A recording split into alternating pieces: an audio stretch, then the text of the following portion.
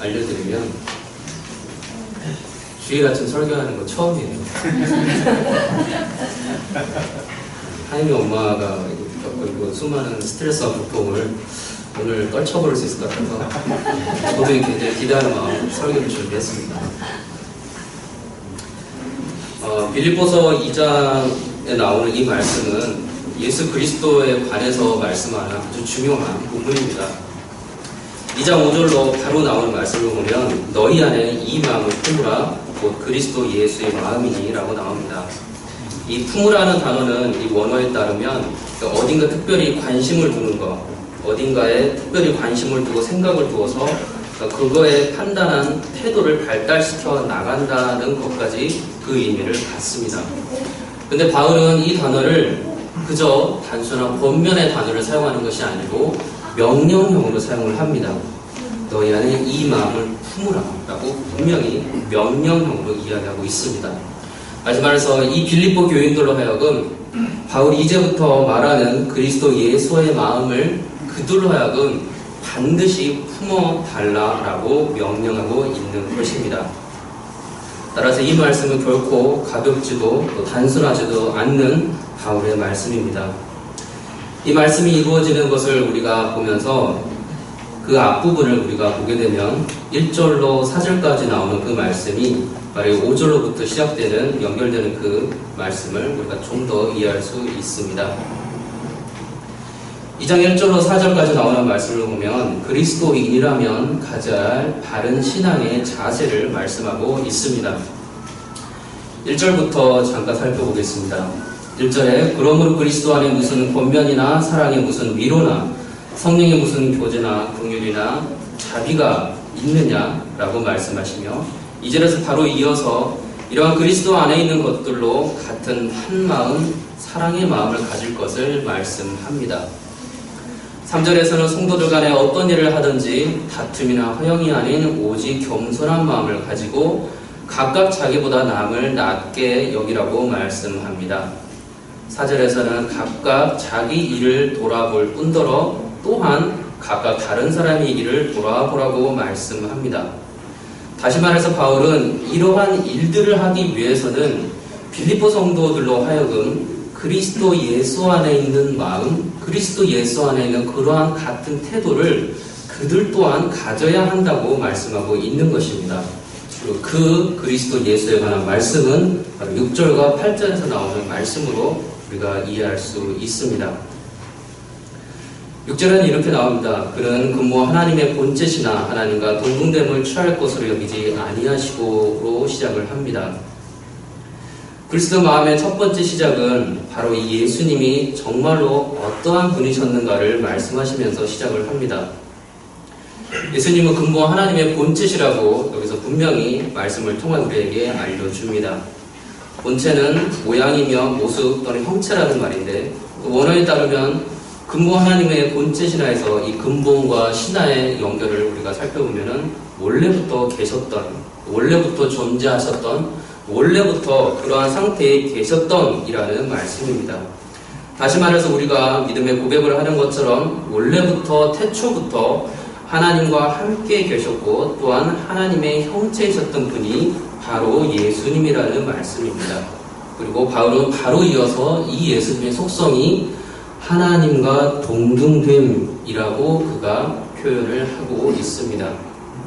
성부 하나님보다 무엇인가가 부족한 또는 성부 하나님으로부터 뭔가가 더 필요한 그런 존재가 아니신 온전히 성부 하나님과 동등하신 분이 바로 예수 그리스도이시라고 말씀하고 있는 것입니다. 요한복음 14장 9절로 11절에 예수님께서는 직접 당신 자신이 어떤 사람인가를, 어떤 존재인가를 말씀하여 주셨습니다. 빌립을 통해서 하시는 말씀이 이렇습니다. 빌립아, 내가 이렇게 너희와 오래 함께 있을 때 내가 나를 알지 못하느냐? 나를 본 자는 아버지를 보았거늘 어찌하여 아버지를 보이라 하느냐? 라고 말씀하고 있습니다. 그런데 우리가 이 말씀을 통해 특별하게 다가오는 것은 바로 6절 후반절에 동등함을 취할 것을 여기지 아니하셨다라는 그 표현 때문입니다. 여기 드러나지 않은 단어가 있다면 그것은 스스로라는 단어일 것입니다. 자원하여라는 단어일 것입니다. 예수님께서 억지로 원하지 않는데 하나님께서 하라고 하셨기에 하나님의 뜻을 따라서 억지로 그의 모든 하나님 되심을 포기하신 것이 아니라는 말씀입니다. 그렇다면 도대체 하나님께서 이 예수 그리스도께서 무엇을 포기하셨다는 말씀입니까? 이 성경에서는 하나님께서 우리 가운데 계시는 것을 위해서 특별하게 그 포기하는 것이 영광이라는 사실을 알려줍니다. 왜 성경에서는 영광이라는 표현을 쓰냐면 하나님의 얼굴을 본 자가 감이 없다는 것을 연결해서 그 영광을 표현하고 있습니다. 성경은 하나님께서 직접 드러났을 때는 모든 사람이 죽을 것이라고 말씀하였습니다. 출애굽기 33장 18절 23절에 모세와 하나님과 대화해서 직접 하나님께서 말씀하셨습니다. 모세가 말씀합니다. 주의 영광을 내게 보이소서. 또 이르시되 내가 내 얼굴을 보지 못하리니 나를 보고 살 자가 없습니다. 라고 하나님이 말씀하십니다. 그리고 하나님께서는 모세로 하여금 내 영광이 지나갈 때에 내가 너를 반석 틈에 두고 네가 나를 볼 것인데 내 등을 볼 것이며 얼굴은 보지 못하리라고 말씀하셨습니다. 하나님과 대면하여 사람이 자기의 친구와 같이 이야기함이라고 표현하는 그 모세마저도 하나님과 얼굴을 대면하여서는 볼 수가 없었습니다. 그런데 예수님께서는 이 택하신 백성들의 구원을 위해서 하나님과 동등됨의 이 영광을 스스로 내려놓으시고 다른 모습으로 나타나셔야 했습니다. 그것이 오늘 연결이 되는 사람들과 같이 되셨다는 것으로 연결을 합니다. 하나님께서 왜 이렇게 예수 그리스도를 통하여서 이렇게 이 땅 가운데 태어나게 해주셨습니까? 그건 역시 또 말씀을 통하여서 예수 그리스도께서 순종하신 것입니다. 이사야 7장 14절로 우리가 아는 말씀입니다. 하나님께서 친히 징조를 사람에게 주실 것이라 약속하시며 처녀가 잉타의 아들을 낳을 것이요 그의 이름을 임마누엘이라 하리라고 말씀하셨습니다. 말씀에 순종하셨고 그래서 스스로 하늘의 영광을 포기하시고 사람의 형태로 내려오신 것입니다. 이 영광은 에베소서 1장 20절로 나오는 그 말씀으로 우리가 유추해 볼 수가 있습니다. 에베소서 우리가 공부한 대로 우리가 살펴보면 20장에 이렇게 나옵니다. 하나님의 능력이 그리스도 안에서 역사하사 죽은 자들 가운데서 다시 살리시고 하늘에서 자기의 오른편에 앉히사 모든 통치와 본세와 능력과 주권과 이 세상뿐 아니라 오는 세상에 일컫는 모든 이름 위에 뛰어나게 하시고 만물을 그 발 아래 복종하게 하시고 그를 만물 위에 교회의 머리로 삼으셨다고 말씀하셨습니다. 통치자의 영광, 주권자의 영광, 그리고 모든 세대에 그보다 더 뛰어난 자가 없는 이러한 영광, 모든 피조물들을 마땅히 당신 발 앞에 복종시키는 그런 영광, 그 영광을 사람이 되시기 위해서 스스로 내려놓으셨다는 말씀입니다. 그리고 사람으로 오지 않으실 수도 혹시 있었겠으나 하나님의 말씀을 따라서 사람으로 오셔서 우리 인간에게 하나님으로 드러내셨습니다. 이 인간이 가질 수 있는 영광이 그러나 어느 정도입니까? 인류 역사를 통해서 수많은 영광을 가진 지배자들이 나타났습니다. 이 프랑스의 이 루이 14세라는 왕이 태양왕으로 불리기까지 말하며 절대적인 신권을 가졌다고 합니다. 54년간이나 어마어마한 시간 동안 이 프랑스를 다스렸고 피와 살을 가진 신으로까지 불렸다고 합니다. 그만큼 절대 왕권의 영화로움을 그가 누렸던 자였습니다. 영국 또한 제국주의 시대에서 해가 지지 않는 나라라고까지 불리면서 온 영광을 취하였던 나라였습니다. 중국 왕조들의 영광과 가까운 곳으로는 이 땅의 조선 왕들의 영광을 떠올리지 않을 수 없습니다. 그런데 이 모든 영광은 만물을 그 발에 두시고 다스리시는 하나님의 영광과는 감히 비교할 수가 없는 영광입니다. 또한 그 영광은 인간의 영광처럼 어느 시대에 나타났다가 어느 시대에 사그라드는 그러한 소멸이 되는 영광이 아니고 영원히 이 땅 가운데 온 세대에 걸쳐서 시간과 공간을 뛰어넘는 위대한 하나님의 영광이신 것입니다. 그러니 그 영광은 우리 인간들은 상상할 수가 없습니다. 그런데 이 성자 하나님이신 예수 그리스도께서는 이 영광을 하나님과 동등됨의 영광을 취하지 아니하시고 스스로 내려놓으셨습니다. 이것이 바로 우리가 고백하는 은혜입니다. 예수님의 이러한 영광을 내려놓으시는 모습을 이 5절에 따르면 바울은 빌립보 성도들로 하여금 그들 또한 똑같이 품고 또한 따르라고 명령하고 있습니다. 우리 각자가 본인이 생각할 수 있는 최대한의 영광을 생각해 보시기 바랍니다. 그게 내가 생각할 수 있는 최대한의 명예가 되었든, 내가 생각할 수 있는 최대한의 특별한 물질이 되었든, 내가 생각할 수 있는 최고의 어떤 영화로움이든 그 모든 것을 생각해 보시기 바랍니다. 그리고 그 정점에서 내가 최고의 길을 가고 있는 바로 그 정점에서 물을 끼얹으시고 다 내려놓으시기 바랍니다. 그것이 바로 예수 그리스도께서 보이신 내려놓으신 영광이었습니다. 그리고 그 영광을 저와 여러분들에게 내려놓으라고 말씀하십니다. 저와 여러분은 그 나의 영광을 예수님처럼 내려놓으실 수가 있겠습니까?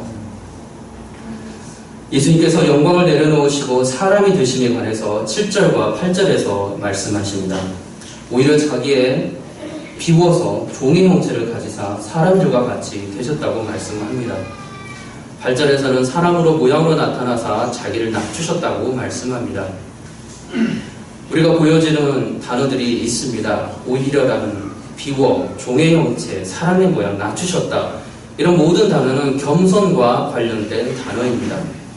특별히 종의 형체라는 단어에서 이 종은 어딘가에 묶여있는 자이며 자기 스스로의 주장을 하지 못하는 자이며 주인의 뜻을 거슬러서 자기 뜻대로 반대하여 결코 움직이지 못하는 존재이며 반드시 주인에게 속해 있는 존재이며 주인의 뜻대로 그 결과를 받아들여야만 하는 존재이며 자신의 뜻대로 주인의 허락 없이 그분의 뜻을 떠나서는 안 되는 존재이며 만약 그랬다가는 주인의 처벌을 받아야만 하는 존재입니다. 그 종은 자유롭게 생각과 행동을 할 수 있으나 사실상 주인의 철저한 통제 안에서만 이루어져야만 하는 존재가 바로 종입니다. 그리고 심지어 삶과 죽음마저의 권리마저도 주인에게 놓여있는 자가 바로 종입니다. 그 종은 우리가 쉽게 알 수 있는 표현으로는 노예입니다. 우리는 그 종이면 노예가 바로 사람이라고 성경은 말씀하고 있습니다. 그리고 이제 다시 한번 돌아갑니다. 성자 하나님께서 예수님께서 사람이 되기 위해서 종이 되었다고 하는 소리는 바로 노예가 되셨다는 말씀입니다. 전혀 다른 신분의 존재, 전혀 다른 위치의 존재, 살아가는 삶 자체가 자기 뜻대로가 아닌 철저히 주인 안에서만 움직여져야 되는 그 존재가 되기 위해서 예수님께서는 사람으로 이 땅에 오셨습니다. 신이신 예수님께서 사람이 되기 위해서 자신을 비우셨다고 표현하고 있습니다. 이 비웠다는 단어는 언어를 통해서 봤을 때 영어 성경에는 여러 가지로 번역을 합니다. 자신 스스로를 아무것도 아닌 것으로 만들었습니다. 또는 아무런 명성도 없게 하셨습니다.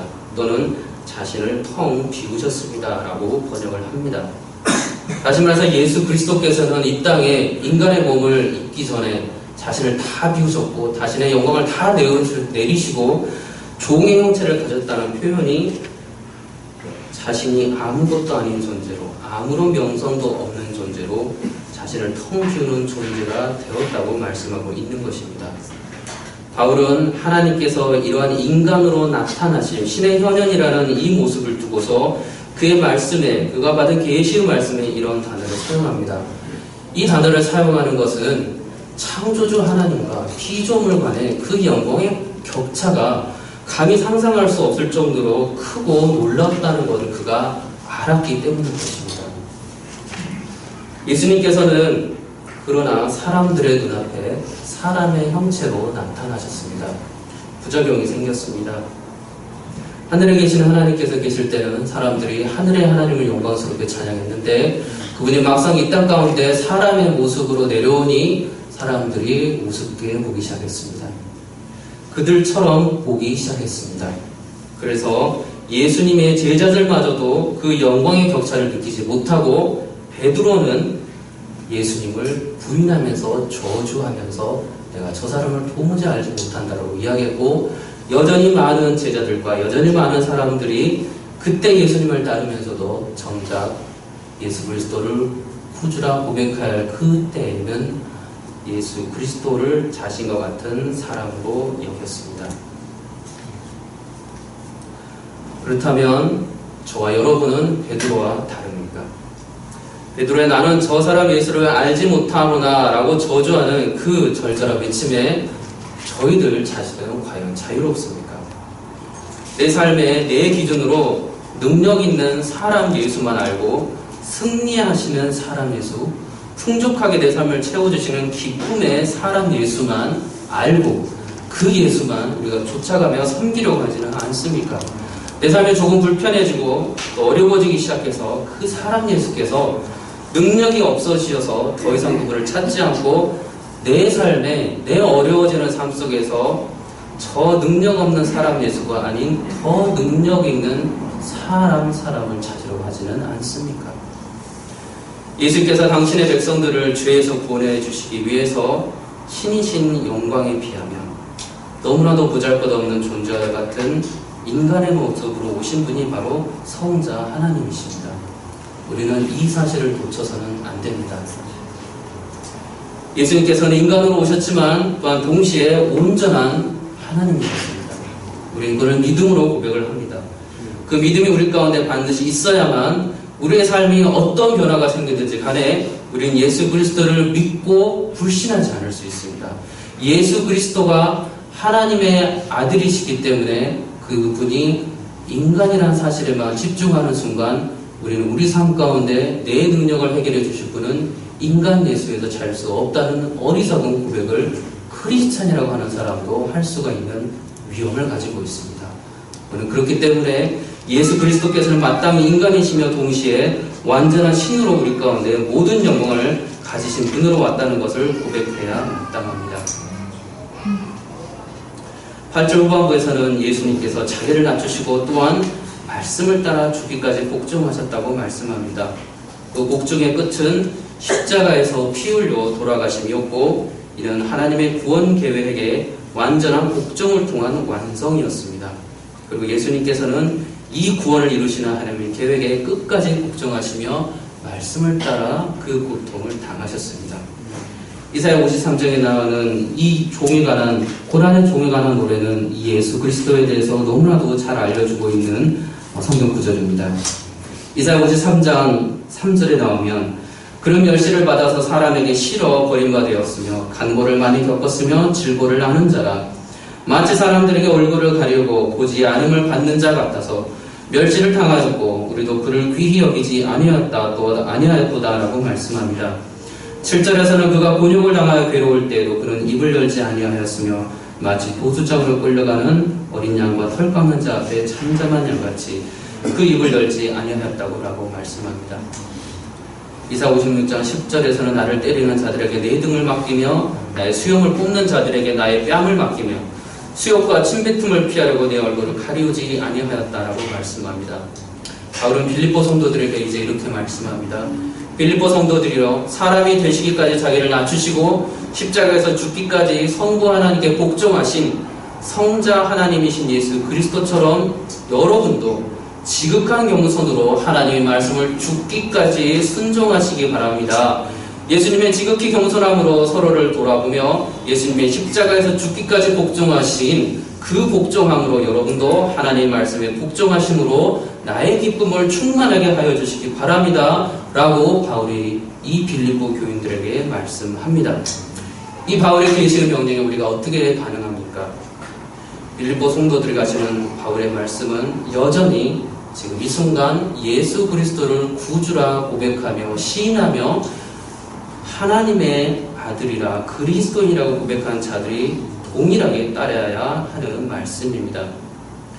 예수님이 특별한 인간이셨고 또한 비교할 수 없는 시셨으니 그러한 겸손과 복종이 마땅히 할만하셨고 빌립보 성도들은 또 당시에 독특한 박해 상황이었으니 그들이 이 겸손의 말씀을 마땅히 받을 수 있었다라고만 치부해버리고 내 안에서 그를 내 유익에 맞추어서 재해석하려는 시도가 있다면 우리는 성령께서 우리에게 말씀하시는 바울의 큰 외침을 거부하는 것입니다.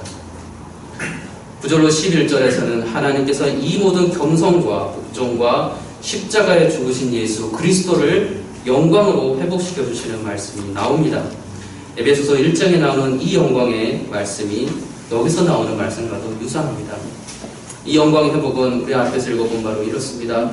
하나님께서 예수님을 청량할 수 없을 정도로 지극히 높이시어 모든 이름 위에 뛰어난 이름을 주셨다고 말씀합니다. 10절에서 하늘에 있는 자들, 땅 위에 있는 자들, 땅 아래에 있는 자들도 모든 무릎을 예수에 꿇게 하셨다라고 이미 말씀합니다. 모든 영혼들의 완전한 순복, 완전한 복종, 종들의 예수님에게 전적인 통치의 주권을 인정하는 것을 뜻합니다. 11절에서 그들의 모든 입으로 예수 그리스도를 주라 시인하여 하나님 아버지께 영광을 돌리게 하셨다고 말씀합니다. 이미 말씀하셨고 그러한 것을 이루실 것이 아닌 이미 하나님과 함께 계신 예수 그리스도께서는 이 놀라운 영광을 이미 회복받으시고 지금 누리신다는 말씀입니다. 더 이상 예수님께서는 종이 아니시고 피조물인 사람의 몸에 제한되어지도 않으시고 이제 사람들로부터 마땅히 받았어야 할 영접을 받는다는 말씀입니다. 이 예수님의 자리에, 이 영광의 자리에 성도들 또한 하나님의 은혜로 그 영광을 받습니다.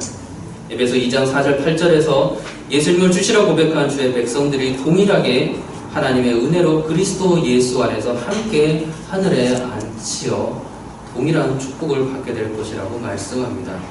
이것은 은혜의 말씀이며 이것은 특별한 영광의 말씀입니다. 자, 이 정도면 겸손할 만하고 복종할 만하고 죽기까지 하나님의 말씀을 따를 만합니까? 그런데 정말로 이 같은 변화된 태도가 인간 개인에게 정말로 가능한 것입니까?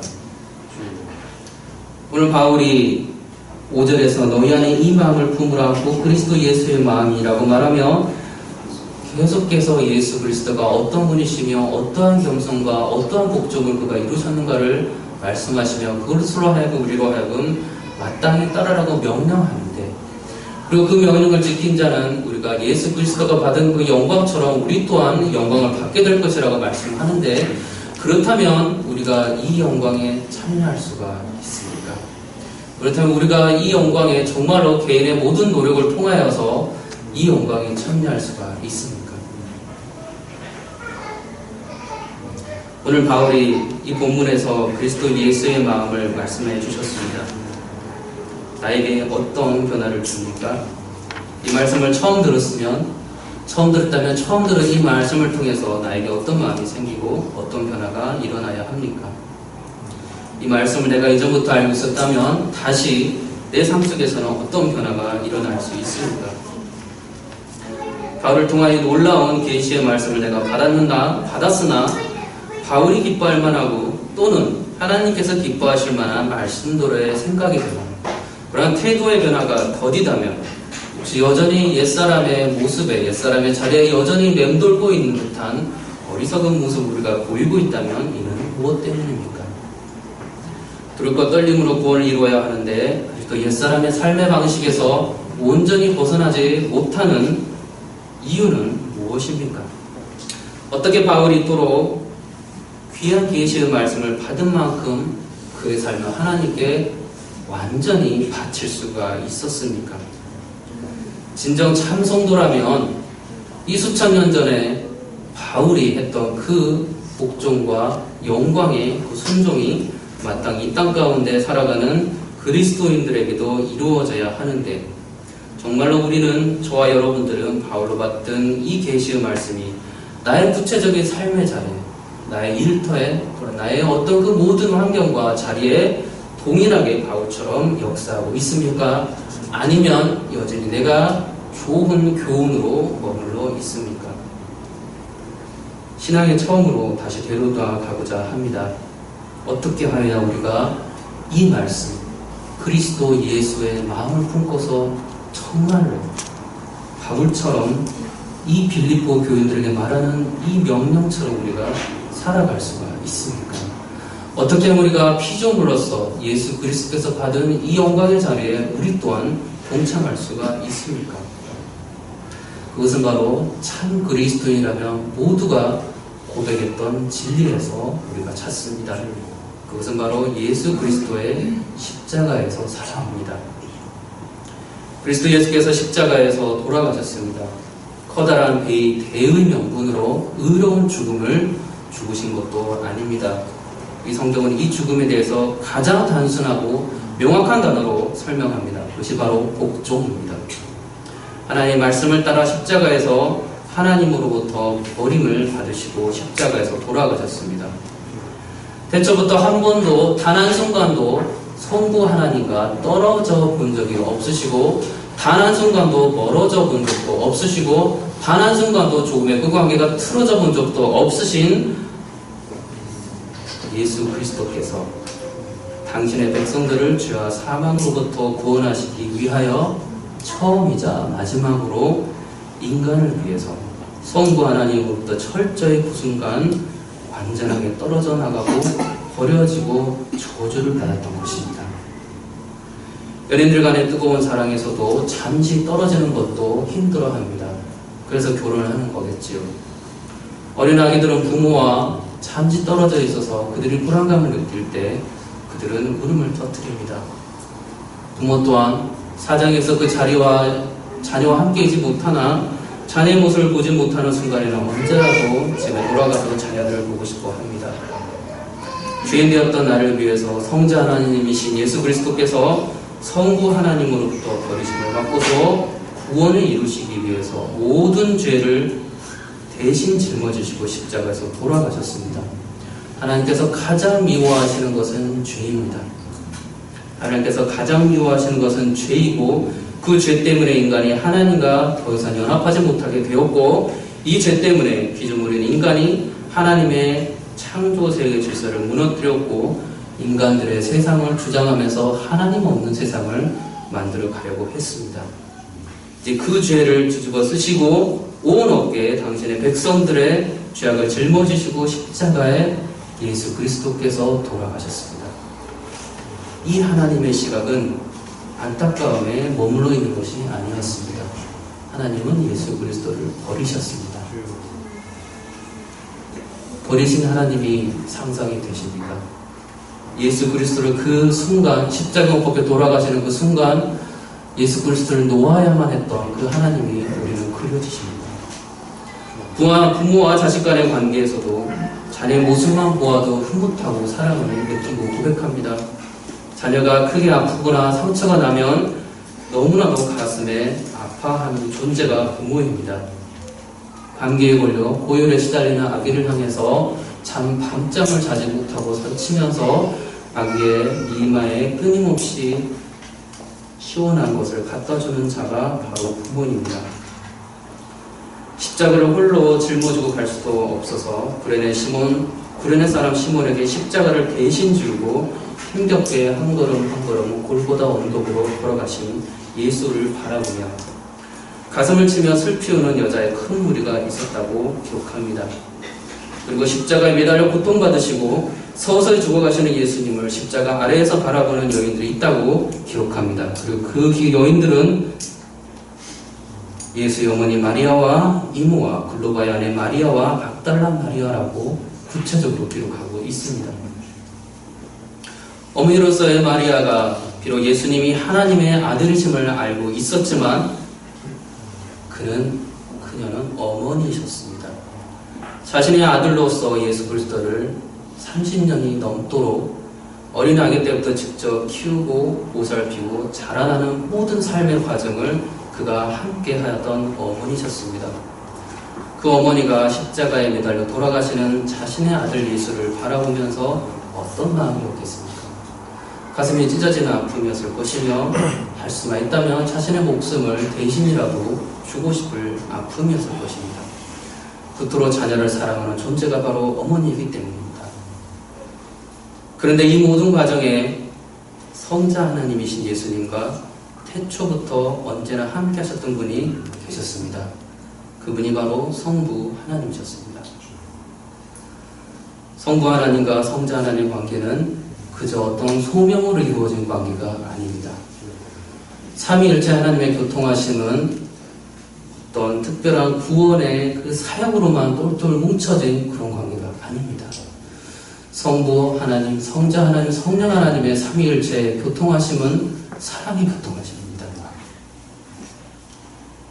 예수 그리스도가 죽기까지 팔짱을 끼고서 그저 안타까운 몸으로 언제쯤이나 예수 그리스도가 죽어서 내 계획을 이루게 할까라고 아무렇지도 않게 팔짱을 끼면서 지켜보시는 성부 하나님이 아니시라는 것입니다.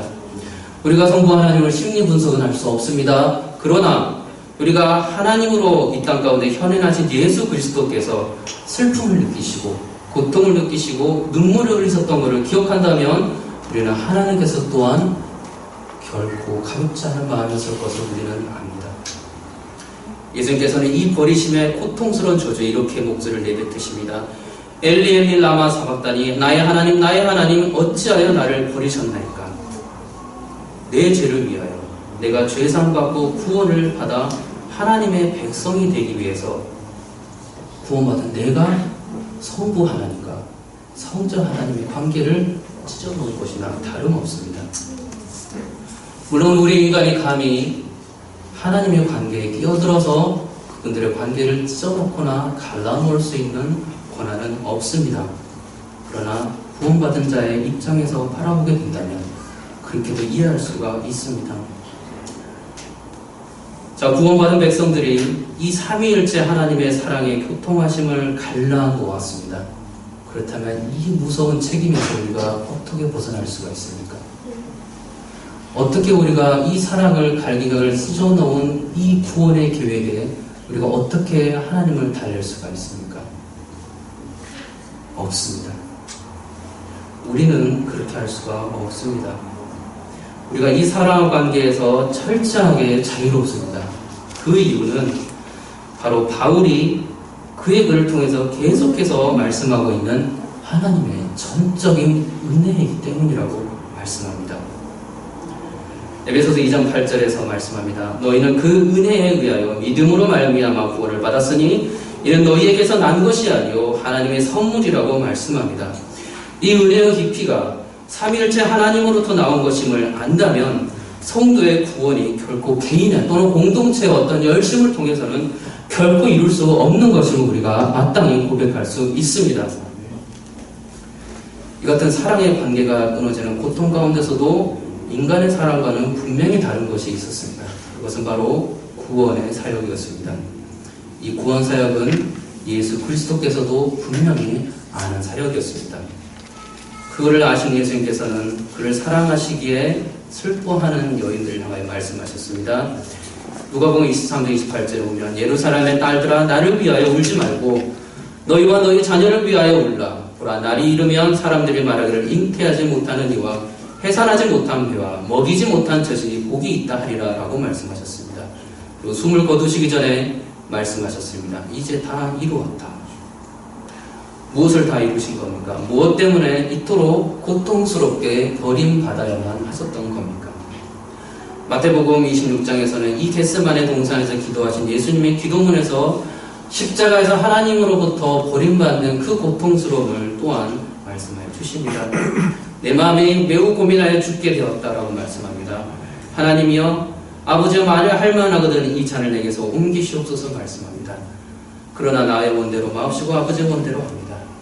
두 번째로 기도합니다. 내 아버지여 만일 내가 마시지 않고는 이 잔이 내게서 지나갈 수 없거든 아버지의 두 원대로 되기를 원하나이다. 세 번째로 같은 말씀하신 뒤에 제자들에게 말씀하셨습니다. 누가복음 22장에서는 이것을 예수께서 힘쓰고 해서 더욱 간절히 기도하시니 땀이 땅에 떨어지는 빗방울 같이 되리라고 말씀합니다. 이 기도는 고통 중에 슬픔 중에 또는 아픔 중에 하나님께 드려졌던 기도였습니다. 그러나 잔인하신 하나님이 아니신 사랑의 하나님께서 인간 가운데 너무나 놀라운 또한 공의로운 특별한 구원 계획으로 인하여서 우리가 이것을 하나님의 사랑을 바로 볼 수 있게 됩니다. 요한복음 3장 16절 너무 잘 알고 있는 우리의 믿음의 고백 9절입니다. 하나님이 세상을 이처럼 사랑하사 독생자를 주셨으니 이는 그를 믿는 자마다 멸망하지 않고 영생을 얻게 하려 하심이라. 하나님이 그 아들 세상에 보내신 것은 세상을 심판하려 하심이 아니요 그로 말미암아 세상에 구원을 받게 하심이라고 말씀하고 있습니다. 예수 그리스도께서 하나님께서 이 땅을 사랑하셨기에 이 모든 역사들이 이루어졌지만 이 사랑을 이루기 위해서는 공의로운 심판이 반드시 있어야만 했다는 것입니다. 구약에서는 이사야 53장을 통하여서 하나님의 구원 사역을 예수님을 통하여 이루실 것임을 말씀하셨습니다. 여호와께서 그에게 상함을 받게 하시기를 원하사 질고를 당하게 하셨은즉 그의 영혼을 속건제물로 드리게 이르며 그가 시를 보게 되면 그의 날은 길 것이요 또 그의 손으로 여호와께서 기뻐하시는 뜻을 성취하리로다. 그가 자기 영혼에 수고한 것을 보고 만족하게 끌 것이라. 나의 의로운 정의 자기 지식으로 많은 사람을 의롭게 하며 또 그들의 죄악을 친히 담당하리로다 라고 말씀합니다. 이것이 바로 인간을 무한히 사랑하시는 하나님의 공의로운 사랑의 방법이었습니다. 그렇게 인간의 단순한 사랑과 전혀 다른 하나님의 사랑이었습니다. 2000년 전 이스라엘의 한 부추한 마구간에서 여러 인간의 아기와 다를 바 없는 연약한 아기로 태어나신 예수 그리스도께서 잠시 동안의 인간의 삶을 사시는 동안 그가 가장 위대하고 감히 값을 매길 수 없는 이 고귀한 소명을 이루시고자 하나님의 말씀에 죽기까지 순종하시고 복종하셨습니다. 하나님의 백성들을 향한 그 크신 사랑을 이루시고자 공의롭게 이 땅에 죄악을 용서하시기 위해서 십자가에서 죄값을 치르셨습니다. 그 죄값을 치른 것을 바울은 로마서 5장 8절에서 이렇게 말씀합니다. 우리가 아직 죄인되었을 때 그리스도께서 우리를 위하여 죽으심으로 하나님께서 우리에게 대한 자기의 사랑을 확증하셨느니라 라고 말씀합니다. 그리고 그로 말미암아 진노하심에서 구원을 얻을 것이라고 말씀합니다. 이 사랑이 얼마나 큰 사랑입니까? 우리가 알고 있는 모든 미디어에서도 우리의 인간의 역사의 경험을 통해서 알고 있는 그 사랑과 감히 비교할 수 없고 묘사할 수도 없는 사랑이라고 바울은 이야기합니다. 그를 에베소서 3장 18, 19절에서 능히 모든 성도와 함께 지식에 넘치는 그리스도의 사랑을 알고 그 너비와 길이와 높이와 깊이가 어떠함을 깨달아 알라고 말씀하고 있는 것입니다. 지난 설교 때 잠깐 나눴지만 우리가 이 땅 가운데 일반 은총 가운데 이 우주가 얼마나 넓은가를 우리가 알고 있습니다. 이 땅 가운데 이 알고 있는 이 모든 깊이와 넓이가 얼마나 특별한 거 우리가 알 수 있습니다. 그런데 하나님의 사랑이 그토록 나아간다는 것입니다. 그러나 어떻게 우리가 하나님의 사랑을 바로 인간의 사랑으로 이해할 수 있겠습니까? 이 사랑은 결코 인간이 알 수 없습니다. 인간이 알려는 이 사랑의 모든 노력의 시도들은 반드시 실패할 것입니다. 왜냐하면 이 하나님의 사랑은 동일한 성령 하나님만이 우리에게 깨달음을 주시기 때문입니다. 우리 인간은 죄인된 본성을 가진 자들입니다. 우리는 결코 하나님의 사랑을 깨달을 수가 없습니다. 아무리 자녀들이 부모의 사랑을 보답하려고 효도한다고 하지만 자녀들은 결코 부모의 마음을 알 수가 없습니다. 왜냐하면 그들은 피조물이기 때문이죠. 우리는 피조물입니다. 우리는 피조물이고 그것도 깨끗한 피조물이 아닌 일단 먼저 죄악 가운데 있는 안타까운 피조물입니다. 그럼 우리가 하나님의 사랑을 결코 우리의 모든 지식과 우리의 이성으로는 그 곁을 알 수 있지는 모를지언정 하나님의 완전한 사랑을 결코 알 수가 없습니다. 오직 성령님만이 그 사랑을 알게 해주십니다.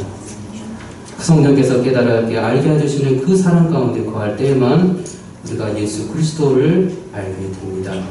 그 예수 그리스도의 마음을 알게 됩니다. 그리스도인들은 예수 그리스도의 십자가의 그러한 사랑을 믿음으로 고백하며 또한 그 사랑 가운데 거하며 예수 그리스도의 길을 쫓아가는 사람들입니다. 예수 그리스도께서 우리로 하여금 죄인 되었을 때 죽음으로써 온전한 사랑을 보이신 그 예수님의 깊은 사랑처럼 우리 또한 예수님의 그 죽기까지 사랑하시는 사랑을 우리 마음까지 품으며 마땅히 살아가야 하는 사람들입니다. 그리스도의 사람들은 거듭난 자들입니다. 거듭난 자들은 니고데모에게 한 예수님의 대화를 통해서 다시 알 수가 있습니다. 니고데모가 예수님께 묻습니다. 어떻게 하면 주님께 나아갈 수 있습니까? 예수께서 말씀합니다.